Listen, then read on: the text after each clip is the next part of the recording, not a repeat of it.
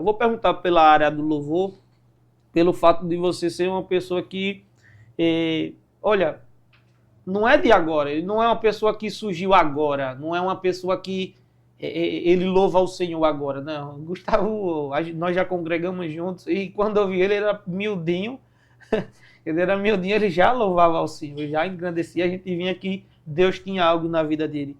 Mas esse período todo que você tem, sempre louvando e engrandecendo o nome do Senhor, qual foi a sua maior experiência? Minha maior experiência com Cristo, eu tinha 13 anos de idade, mais ou menos. E foi uma sucessão, né, de experiências, e eu vou ser bem conciso ao falar. Eu tinha 13 anos, estava na salinha da igreja. Sim. E eu lembro que a professora da salinha levava a gente justamente a entender esse preceito de adoração e falar, olha, aqui os irmãos vão ter um momento de culto, e eu gostava de me voluntariar, né, para ser o dirigente do culto. E louvava o Senhor, e ali, no momento de adoração ao Senhor, fui batizado em línguas, quando menor. E após um tempo, ali mais ou menos 3, 4 meses, surgiu um nódulo no meu nariz. Sim. E esse nódulo começou a crescer,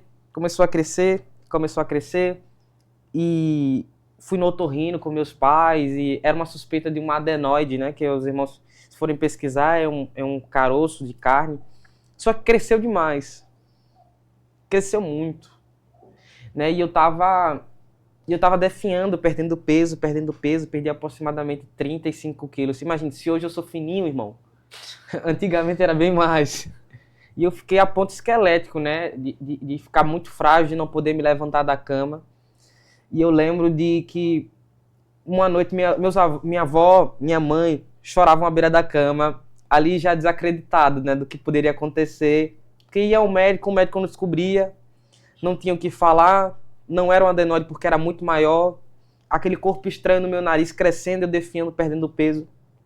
Eu lembro de ter ouvido a voz do Senhor falando comigo, e eu só sabia chorar e falar, Senhor, eu preciso adorar o Senhor, eu preciso voltar a adorar ao Senhor. Eu sei que eu estou passando por essa situação agora, mas eu preciso continuar adorando ao Senhor, mesmo nessa situação. E eu acabo emocionando um pouco porque é algo que mexeu muito comigo, da importância de adorar até na dor, né? E para mim, nesse momento, eu adorei ao Senhor, e eu lembro de ter falado com o meu pastor, que hoje é meu pastor presidente, que me abençoou para que eu viesse, pastor Nailton, um abraço.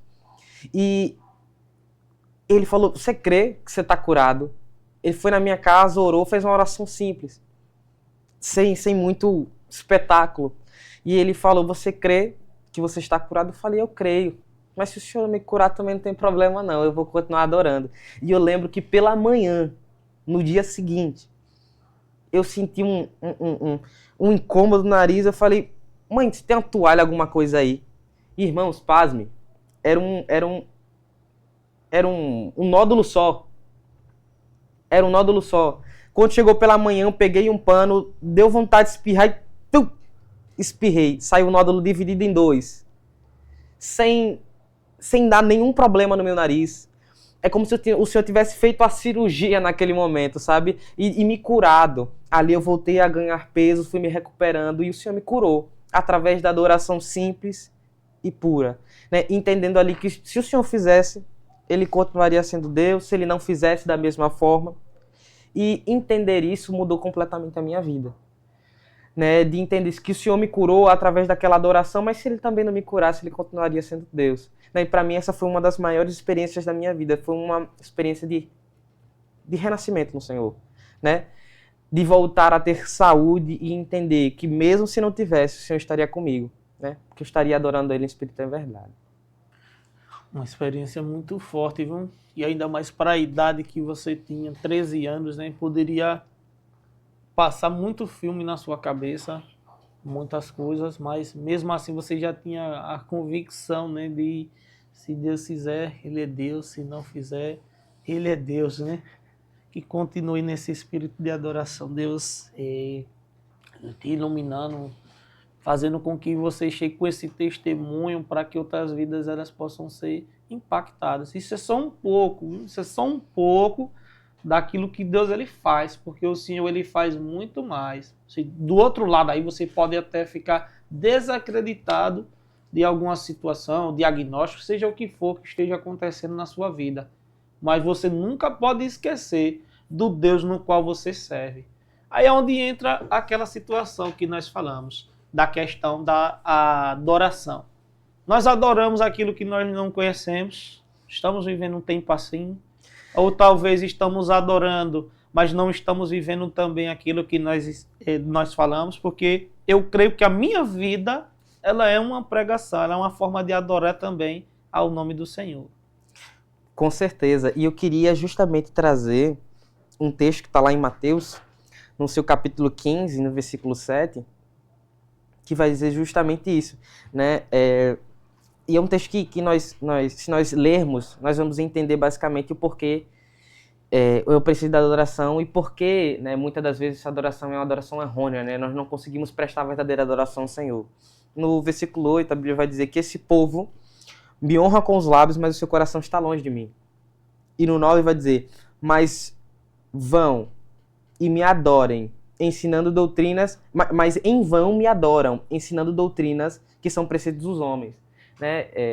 É um texto pesado, mas é um texto que o Senhor nos fala, olha, irmão, tem muita gente adorando de forma vã, adorando para os homens e não mostrando para Deus. Né? E sendo que a Bíblia vai falar em João, no capítulo 4, versículo 23 e 24, que a verdadeira adoração ela é a adoração feita em espírito e em verdade. Não importa aonde você vai fazer isso, mas que seja em espírito e em verdade. Não de forma vã, não para os homens, não para autopromoção, mas em espírito e em verdade. Que é um defeito que a gente vê muito hoje. Eu, particularmente, eu vou dizer, fico até triste quando eu vejo essas coisas. Tem pessoas que escolhem lugar onde vai adorar. Mesmo Jesus quebrando todo lugar geográfico e falando para aquela mulher, olha, não é em Jerusalém que se adora. Porque eu fico imaginando aquela mulher, ela sendo samaritana, tendo que pisar os pés em Jerusalém. Vamos analisar aqui um pouco. Aquela mulher, você sabe quantas das vezes ela foi rejeitada só pelo fato de tentar ir até o templo adorar? E hoje quanta gente também está sendo impedida também de entrar para poder adorar. Porque pessoas observam e às vezes dizem que ela não é digna de poder adorar o Deus da forma na qual ela está. E nem sequer apresentar, por mais que veja algum erro, não apresentar o Cristo que transforma. Ela só quer apresentar um Cristo que é juiz, trazendo uma imagem totalmente diferente daquilo que Jesus ele sempre demonstrou. Que basta só ler João 8. A gente vê um Jesus diferente. Aí ela vai